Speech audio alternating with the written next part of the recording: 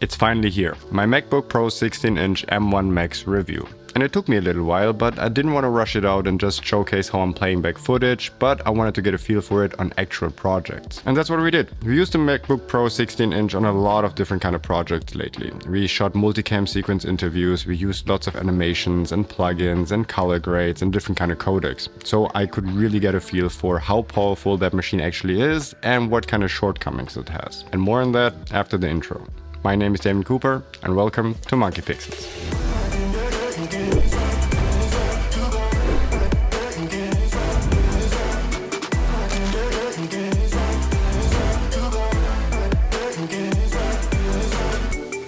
Before we talk about the performance of the laptop, let's talk about the design and the overall body. And when it first arrived, I was shocked. This thing is big. This MacBook 16-inch is one thick motherfucker. At first, I wasn't really sure if I like it, because I came from the MacBook Air and that thing was tiny and light, and the 16-inch was none of these things. But then over time and actually using it on projects, also abroad editing with the laptop as my only computer, I really came to appreciate it. Having more ports and also having a bigger screen makes up for the bigger weight, and it still fits in all of my suitcases as well as my backpack, so absolutely no problems there.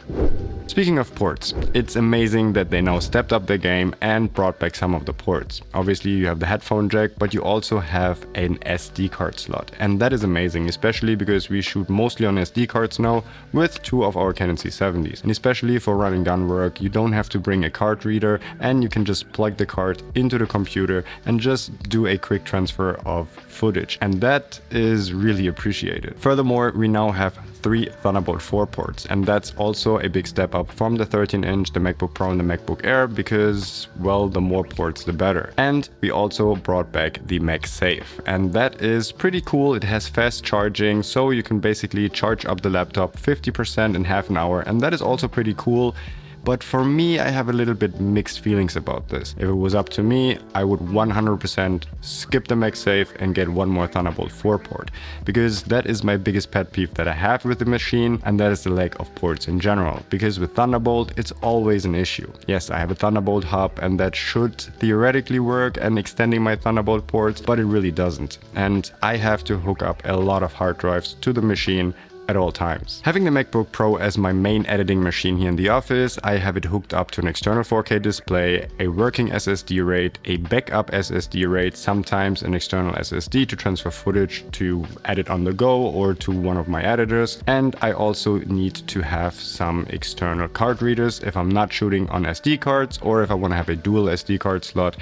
And that just doesn't work with 3 Thunderbolt ports, and I constantly kept running into issues. So this is one thing you need to look out for. If you have to hook up a lot of stuff all the time, even daisy chaining, then 3 Thunderbolt ports might become an issue. That isn't really a problem anymore because we recently switched to a centralized self-made Mac storage server, and that works very well because now we can edit over 10 gigabit Ethernet and I don't have to hook up any physical drives to any of our computers. And if you're interested in that solution, then please subscribe to this channel, because I will make a video of how we build it, how it works, but it's not finished yet. It's a prototype. It works, but whatever. Make sure to hit the subscribe button if you're interested in that. Let's briefly touch on the screen. It's absolutely amazing. It's the best laptop screen that I have ever used, and I think 16-inch is also a great option if you're on location and you don't have an external monitor. And for me, screen real estate is really important. I constantly have it hooked up to a 43-inch monitor here in the office. 16-inch is a good solution if you want to edit on the go. Anything less, for me, is just too small. Enough about the body, let's talk about the performance.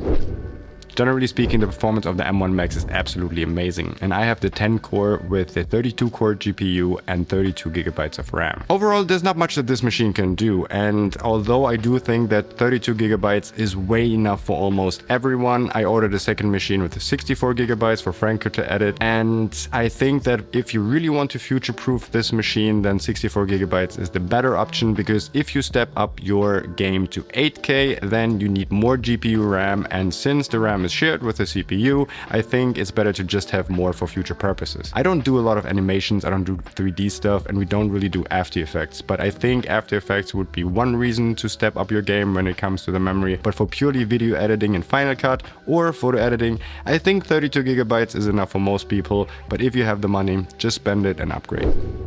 When it comes to codecs, we throw a lot of different stuff at it because some of our projects are shot in 4K RAW and some of our projects are being shot in the smallest highly compressed codecs that we can find because we shoot a lot of content for different kind of companies and I need a computer that can handle everything. For example, our iMac 2020 does really well with Canon RAW, but it has a huge problem with the HEVC coming out of the R5.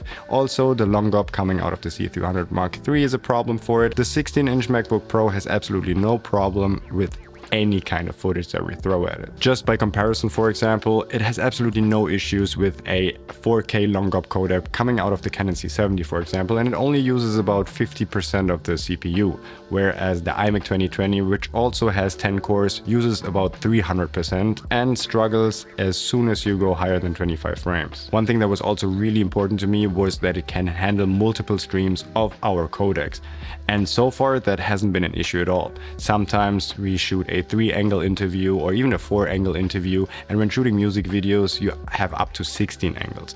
And just to test it out, I actually threw 16 streams of 4K Canon RAW at it, and in better performance in Final Cut it was actually able to play these back without any dropped frames. So this is more than you'll ever need. So this is something that I really like about that machine, and I don't have to worry about shooting multicam sequences or having stacked a lot of B-roll on top of it in some of our edits. Another thing that is really important to us is that it can handle all of our plugins, our motion graphics and our animations, because we use them a lot, and for some of our clients we shoot tons of content. We have a really big project coming up next month where we shoot over 200 videos over the course of 6 days, and all of these videos are multicam shoots as well as have a lot of motion graphics in them. And I have to say, I have never worked on a computer that handled all of these plugins and motion graphics as well as the M1 Max did. And again, those are multicam sequences with lots of motion graphics on top. But it's not all 100% perfect. 90% of all of these plugins work absolutely flawlessly, and this is such a big step up because before on older machines we oftentimes had to render in order to see the motion graphics in full and be able to time them correctly, and here we just don't have to do this. Yes, there's still some plugins that don't work 100% smoothly, but I honestly think that even throwing an M1 Ultra at it wouldn't really fix that issue. And although this video isn't sponsored by Motion VFX, I do want to give them a big shout out because again, we love their plugins and we use them all the time for our own YouTube channel, but also for all of our client work. From motion graphics to animations to 3D tracked titles, they basically have everything you could ever wish for. So if you want to check them out, there's a link down in the description below. But speaking more about plugins, it really comes down to how well is the software optimized, because there are some plugins that still won't play back any better than on any of our other machines. One of which is Neat Video, for example, which we use to denoise footage if it gets too grainy, and this is an amazing plugin. However, it really can't be played back without rendering first. Another plugin we use all the time is an audio plugin that we use to denoise our footage or that we use to remove echo, and that the M1 also struggles with. As soon as I drop that plugin onto my timeline, then the waveforms are really sluggish, it takes a long time, and you can see the CPU usage and the temperature of the machine ramp up. So again, it really comes down to the optimization of the software, and although I feel like 90% of the software that we use is fully optimized for the M1 and the M1 Max, some of the plugins that we use regularly just isn't yet. And that is important to know because no, the M1 Max doesn't just cut through butter for everything we do, and there are some things that you just won't see a big improvement, but that is usually the software's fault and not the computer's.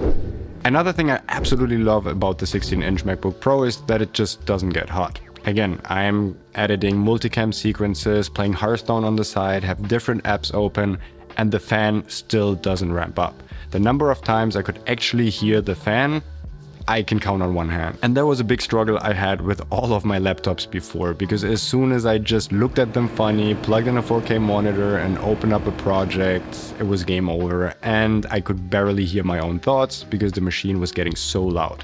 And again, with the 16-inch MacBook Pro, even when exporting and rendering sometimes, it is barely audible. And for the actual editing process, it basically never starts up the fans.